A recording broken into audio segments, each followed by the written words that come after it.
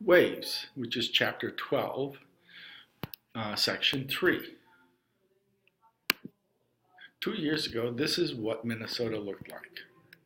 As you can see, we get snow in May as well as January and February.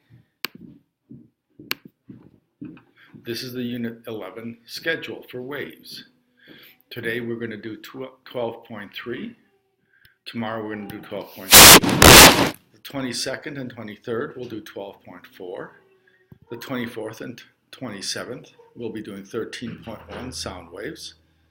The 28th and 29th will be sound intensity and resonance. 30 and May 1st will be characteristics of light, and May 4th and 5th we'll talk about mirrors. What is a quest? It is worth more points than a quiz. It's worth more pure points than a test. It's a quest. You will have your first quest covering chapters 12.3 and 12.4. There will be one math problem from each section that will be equal to 10 points, and there will be short answer questions for the remaining 10 to 15 points. I'm going to be gone April 28th to May 4th. So you will have a sub and you will be teaching each other. The reason I'm doing this is you learn something really well by teaching it. While I am gone, you'll be teaching each other the above 3 days. Once you have chosen your topic, find the other person with the same topic. Over the next few days, get together and come up with a lesson that teaches your topic or topics. You should have PowerPoint notes, a simple activity, and 2 to 3 questions testing whether the students learned your lesson. I'm leaving Tuesday, April 28th, so you need to either let me download your lesson plan onto a flash drive or email them to me at lgrenmanis@stpaulprep.org. Your activity does not have to be a physical activity. You can actually find something online and use that instead.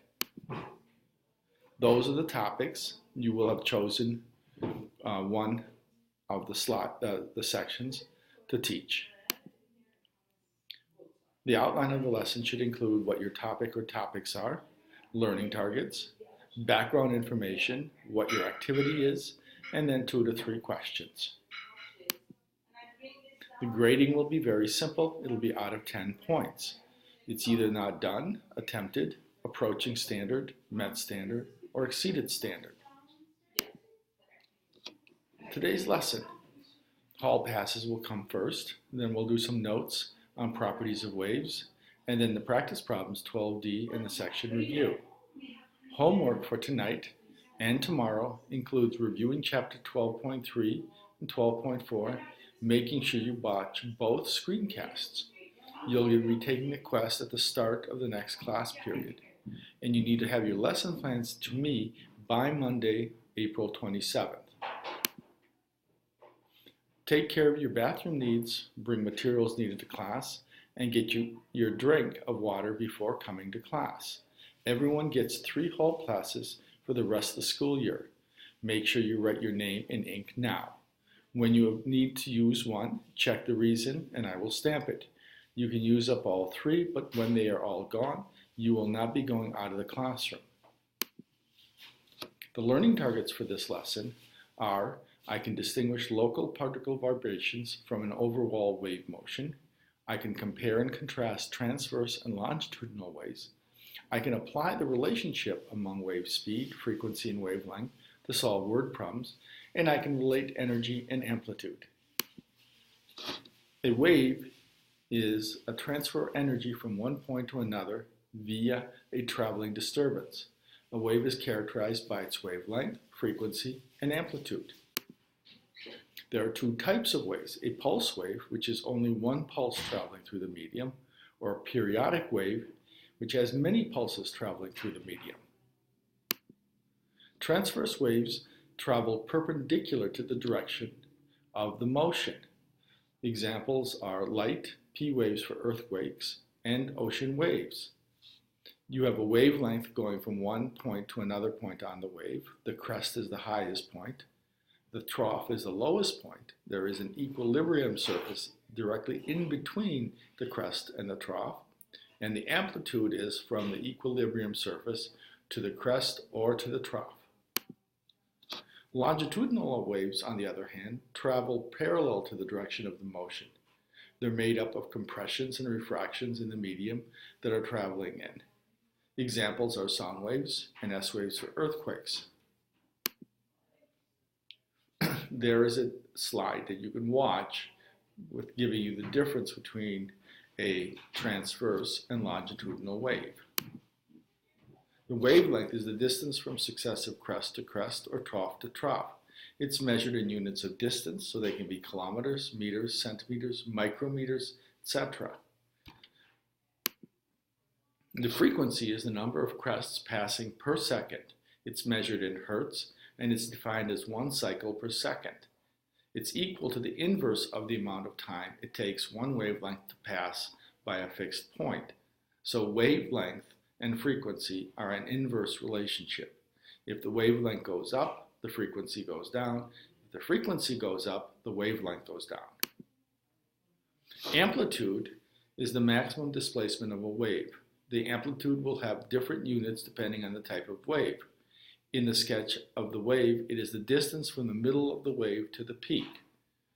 And the relationship between how much energy a wave carries is the energy is the amplitude squared. Wave speed is equal to the wavelength, which is lambda, times the frequency. Make sure you review Chapter 12.3 and 12.4 and watch both screencasts. You will take the quest at the start of the next class period, and you need your lesson plans to meet by Monday, April 27th. This is still Chapter 12, Waves. We're actually doing Unit 11, which is Waves, and it's Chapter 12.4, Wave Interactions, and a 25-point quest. We'll first take the quest. You'll have notes on wave interactions, and then you'll do an in-class solving problems from Chapter 12.4 section review. And finally, you'll have time to work on your lesson. Make sure that you review Chapter 13.1 and 13.2 and watch both screencasts. You'll be taking a quest on next Tuesday or Wednesday. You need your lesson plans by Monday, April 27th. The learning targets. I can distinguish between constructive and destructive interference. I can predict when a reflected wave will be flipped, and I can identify nodes and antinodes. There are 4 different types of wave interactions when a wave encounters a surface. It can be reflected, it can be refracted, it can be diffracted, or it can be absorbed. Reflection occurs when an object hits a surface through which it cannot pass and it bounces back. Shouting in an empty gym and looking in a mirror are examples of this. The law of reflection is that the angle of incident is equal to the angle of reflection. The incident is the angle that hits the surface. The angle of reflection is going to be the angle that it reflects off of. Will a reflected wave be inverted? What you need to take a look and see is the end of the wave attached or detached from the surface? If it is attached, it will be inverted. If it is detached, or it is simply a ring around the rod in this case, it will not be inverted. What causes refraction? Bending of waves due to changes in speed is called refraction. It occurs when a wave enters a new medium at an angle. One side of the wave changes speed before the other side, causing the wave to bend. When does it occur? Again, it occurs when a wave enters a new medium at an angle because the two sides of the wave are traveling at different speeds. Seeing a rainbow, which is the picture on the upper right left-hand corner, and trying to grab an object underwater, seeing where you think the fish is as opposed to where the fish actually is. Diffraction usually changes the direction and the shape of the wave. When a plane wave passes through a small hole, diffraction turns it into a circular wave. You can see the flat waves hit the surface, there is a small opening, and that opening ends up causing the wave to become a circular wave. Absorption of sound and light waves. Absorption in wave motion is the transfer of energy of a wave to matter as the wave passes through it. Substances are selectively absorbing. That is, they'll absorb radiation of specific wavelengths. Those substances that are designed to absorb a particular wavelength or band of wavelengths are called filters. The picture at the top is light waves hitting a black surface. All of the light waves are absorbed. Nothing is reflected back at you.